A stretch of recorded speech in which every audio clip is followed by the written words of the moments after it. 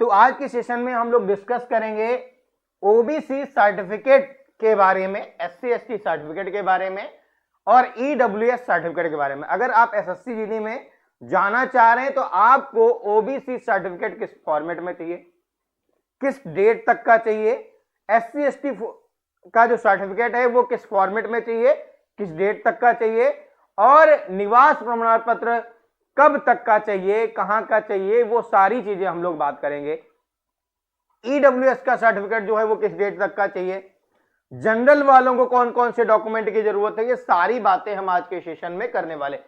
OBC certificate की अगर हम बात कर लें तो ये क्या इसका फॉर्मेट रहता है, उसके चलते मुझे भी एक बार रिजेक्ट किया गया था। आईबीपीएस का एग्जाम था, इंटरव्यू पैनल में हम जो सर्टिफिकेट है वो स्टेट गवर्नमेंट का लेकर गए थे, जबकि हमें सेंट्रल गवर्नमेंट का ले जाने की जरूरत थी, तो उसके चलते हमें रिजेक्ट किया गया था। तो ये इस सबको ध्यान में रखते हुए मैं आपको बताना चाहूंगा, अपना एक्सपीरियंस शेयर करना चाहूंगा कि कहीं ये सब घटनाएं आपके साथ घटित ना हो जाएं, जिससे कि आप सिलेक्शन लेते लेते बाहर हो जाएं, ऐसा ना हो आपके साथ। तो इन जरूरी बातों का आप ध्यान रखिएगा कि क्या क्या चीजें हैं, क्योंकि फाइनली फिर बाद में मेरा सिलेक्शन का जो टारगेट था वो एसएससी था और एसएससी में ही मैं सेलेक्ट हुआ। लेकिन मैं बात करूं अगर तो कौन कौन से डॉक्यूमेंट जरूरी होते हैं उन सब की एक एक करके हम बात करेंगे कि जनरल को कौन कौन से डॉक्यूमेंट की जरूरत है। फिर उसके बाद हम बात करेंगे ईडब्ल्यूएस सर्टिफिकेट कब तक का चाहिए। उसके बाद हम बात करेंगे ओबीसी को कास्ट सर्टिफिकेट किस फॉर्मेट में चाहिए, किस डेट तक का चाहिए, और अगर हम बात करें एससी एसटी का तो उसका क्या फॉर्मेट होना चाहिए। इन सब पे हम लोग बात करने वाले। ये हमारे एसएससी लक्ष्य वर्दी 2.0 बैच है जो कि स्टार्ट हो रहा है और जबरदस्त तरीके से आपका यहाँ पे क्लासेस चल रही है। इसके पहले जो बैच चला था उसका भी आपको क्लास यहाँ पे मिल जाएगा, जो रिकॉर्डेड फॉर्म में मिलेगा। बाकी आपकी जो लाइव क्लासेज हैं वो 5 दिसंबर से आपको यहाँ पे देखने को मिलेंगी। 5 दिसंबर से इसकी लाइव क्लासेज मिलेंगी। बाकी ये सब जो आपकी क्लासेज हैं वो आपकी पहले से जो रिकॉर्डेड है ऑलरेडी जो हो चुका बैच, क्योंकि ये जो बैच है ये पहले भी शुरू किया गया था। इसकी जो पुरानी क्लासेज हैं वो भी सारी आपको रिकॉर्डेड फॉर्म में मिल जाएंगी। बाकी अभी जो आपकी लाइव क्लासेज होंगी वो भी आपको लाइव फॉर्मेट में मिल जाएंगी। ये सिर्फ रजिस्ट्रेशन चार्ज है 299 रुपए। उतने में आपको तो एक किताब भी नहीं मिलती है जितने में आपको हम बैच दे रहे हैं, मॉक टेस्ट दे रहे हैं, सब कुछ फीचर आपको यहाँ पे दे रहे हैं।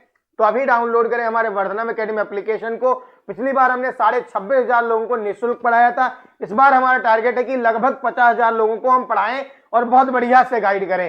ठीक है, अगर हम बात करते हैं यहाँ पे तो जो आपका ये फॉर्म है उसमें कौन कौन सी चीजें जरूरत है, तो सेफ स्कोर क्या रहने वाला है, कट ऑफ क्या होने वाला, इस पर वीडियो हमने आपको बना दिया है, आप उसे जाकर देख सकते हैं।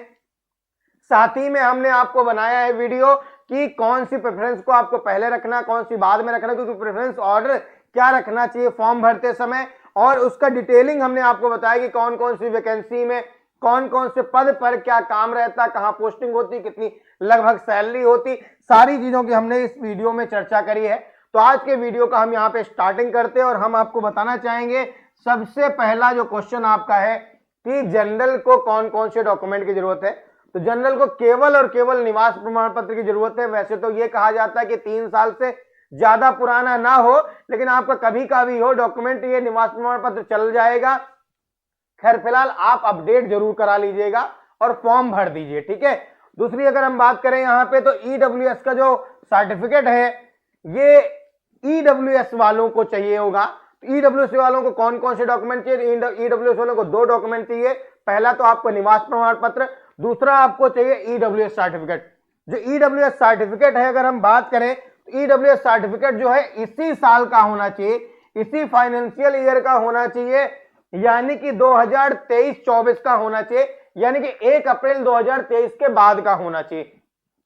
अगर हम बात करें यहाँ पे तो बहुत सारे लोगों का एक कंसर्न रहता है फॉर्म कहां से भरे। तो भैया एसएससी जीडी में आपको बाध्य किया जाता है कि जहां का आपका निवास प्रमाण पत्र है वहीं से फॉर्म भरे, भले ही आप दिल्ली में रह रहे हो, लखनऊ में रह रहे हो या कहीं और रह रहे हो, लेकिन आपका निवास प्रमाण पत्र कहाँ का है। क्योंकि मैं निवास प्रमाण पत्र क्यों कह रहा हूं, क्योंकि बहुत सारे लोग क्या होते हैं वो दिल्ली में शिफ्ट हो गए या दिल्ली में रहने लगे, लेकिन इनका निवास प्रमाण पत्र उनका मतलब यूपी में ही है, तो ये यूपी से ही फॉर्म भरेंगे। तो इस बात का बहुत ध्यान रखिएगा ये मिस्टेक बहुत सारे लोग पिछली बार किए थे, इस बार गलती मत कर देना, नहीं तो फिर भैया फाइनली बाहर हो जाते आप। अब हम बात करते हैं यहाँ पे कि ओबीसी को कौन कौन से डॉक्यूमेंट की जरूरत है।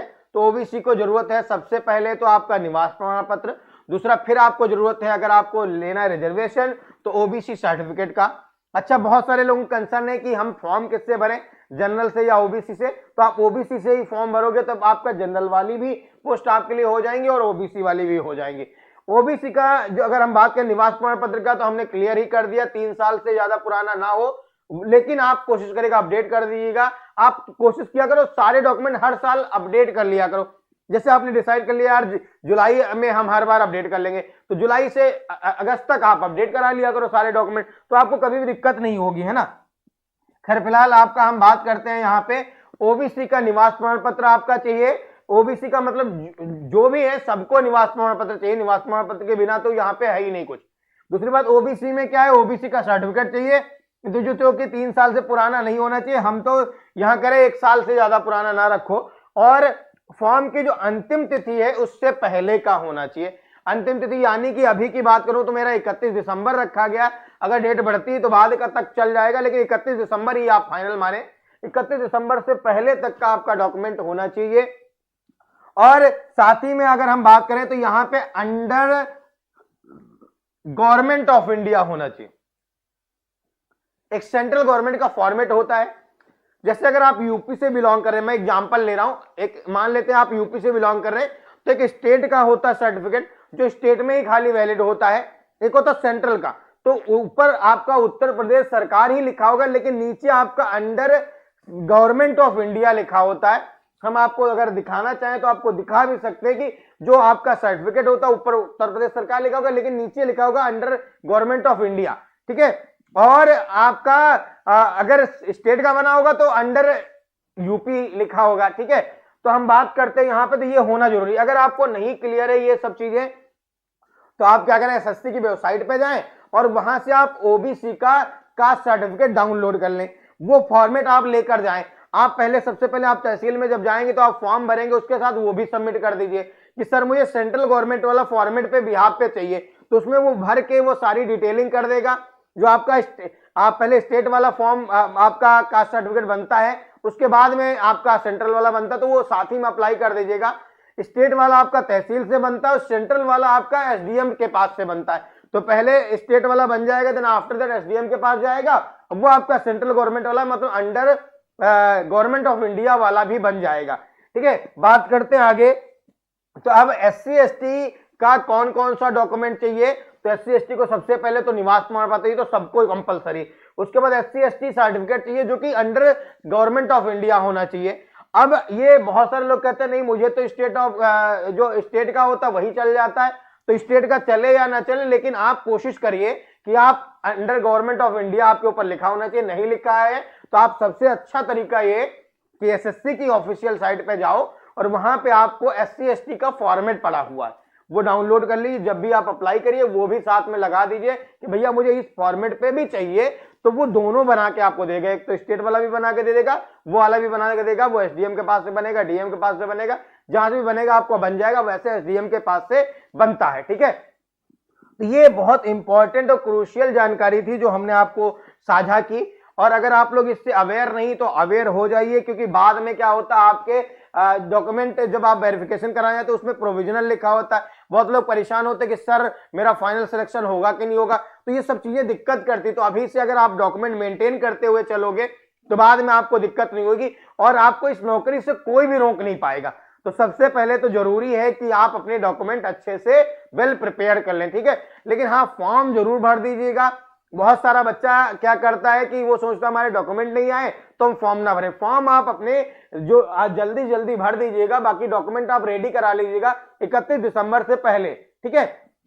बहुत सारे बड़े बड़े यूट्यूब चैनल वालों ने भी बोला कि भैया जब तक डॉक्यूमेंट आपके फॉर्म तब तक नहीं भर सकते जब तक आपका डॉक्यूमेंट ना हो, या उन्होंने ऐसा शब्द बोला है कि आप जब फॉर्म भरने वाले उससे पहले का आपका डॉक्यूमेंट चाहिए। गलत बोला उन्होंने।